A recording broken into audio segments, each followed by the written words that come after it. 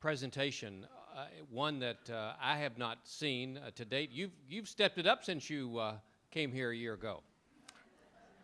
There's not any press in the audience, is there?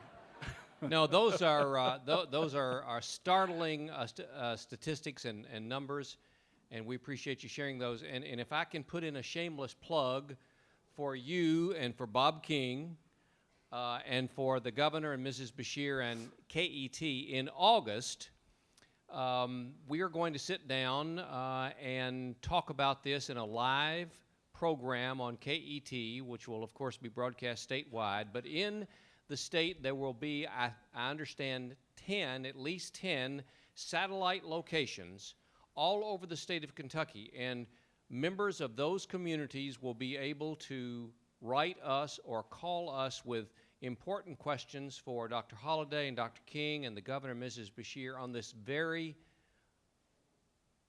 story that we're talking about here, the story that you've told us this afternoon. So I hope everyone will look at the program guide for that. And I would suggest, Dr. Holliday, that the business community could certainly join in those satellite cities and attend those areas and those area facilities and participate in a good way. So, questions for Dr. Holliday?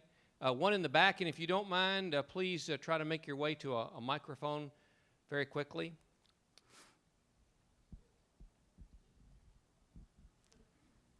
Yeah, my question is this thing on? Deals with poverty.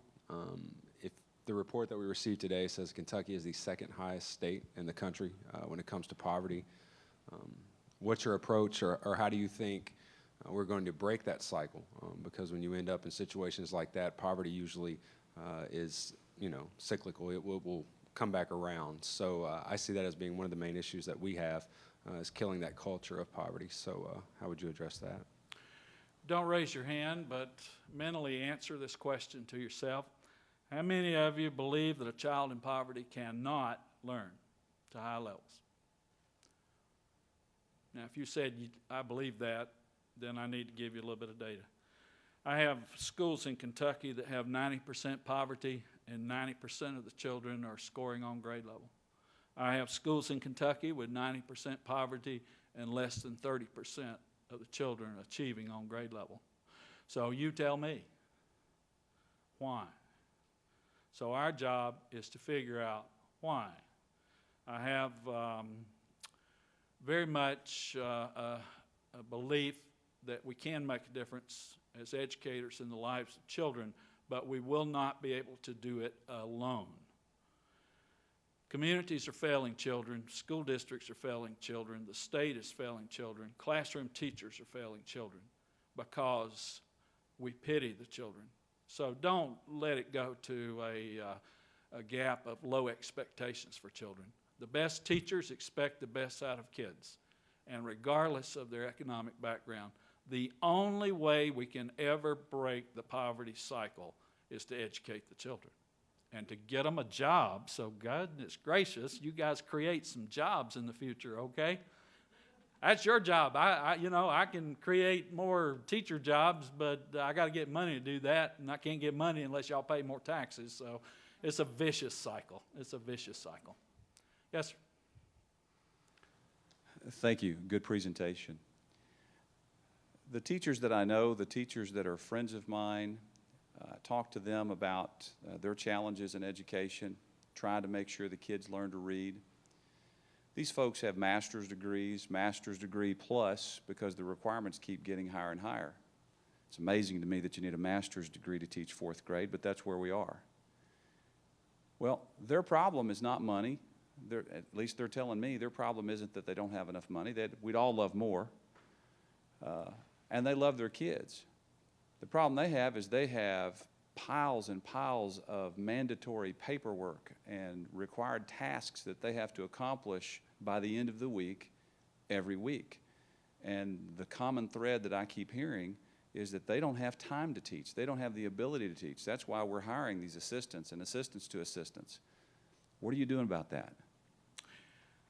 I'll tell you real quick, don't fall in that trap. Because I visit schools. I visited 60 school districts the first year. I visited 80, 90 schools. And that is the number one issue. And I always end my visit with saying, you send me the piece of paperwork that's getting in the way. You tell me the process that is labor intensive that keeps you from teaching kids. And to date, special education is certainly always the number one issue. And I think those issues beyond our control in Kentucky, but we do need to work on the special education paperwork a lot. And I agree with them on that end. But they never give me anything else. So what I would propose doing about it is engaging teachers a lot more in the process of management. And what you need to do is sit down with teachers and say, okay, here's where we are right now with these kids. We want to get to here by the end of the year. What do we have to do it? And what innovations do you need? So I hope some of those lawyers Rick talked about could then maybe come to some of the schools and help the teachers weed through and weed out.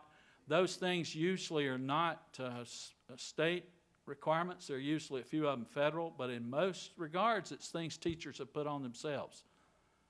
So in Kentucky, we're very unique. We have these things called site-based councils, and they make the decisions about what's going on at school, paperwork, and processes. So I tell them, take that to your darn site-based council work. Figure out what you can get rid of, and if you can't get rid of it, put it in a list and send it to us, and I will personally work on getting rid of it if it's slowing down student learning and getting in your way of kids. The second trap they usually fall into when teachers start talking about this is the lack of parent support. You know, that's absolutely true. You go to some places here in Louisville with a social worker, knock on a door, the parents won't come to the door. Detroit, they're even talking about putting parents in jail if they don't come to a parent conference. Absolutely the issue. Absolutely the right thing. We've got to figure out how to get the parents more engaged and get them at the school. But I think the example Rick gave was absolutely on target. It might help if we communicated to the parents how their kids are really doing. So one of the pieces of paperwork to finish this thing off is usually, did you call the parents this week and let us know how the kids are doing? Now, why do you need a piece of paperwork for that? Why can't you just take teachers' judgment for that? Well, accountability, I guess, and the lawyers probably say you got to have that piece of paper. So I wish I had an easy answer on that one, but I can tell you that it is a trap that if you allow yourself to get into that, then what's the outcome? Okay, parents won't come, they won't support us. Okay, there's too much paperwork. Okay, let's have another generation of kids in poverty that drop out of school. Okay, let's have another generation of where we spend more on incarceration than we do on some of our K-12 systems. So be careful of those traps, those cycles that you get into. Sure, they're reasons, but they're not excuses. They're just reasons that we can work through, and we can figure out how to help teachers eliminate those barriers to every child learning. Do we have a final question or comment? Yes, sir.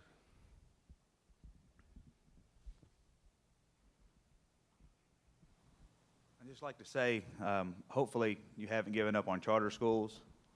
I think they would be great for our state, for our education system, and I think if everything goes well come January, hopefully you'll have more help getting those through. Thank you, and we certainly will keep that on the public agenda. I want you to maybe one day go sit in on an interim joint committee on education and see how many votes you got.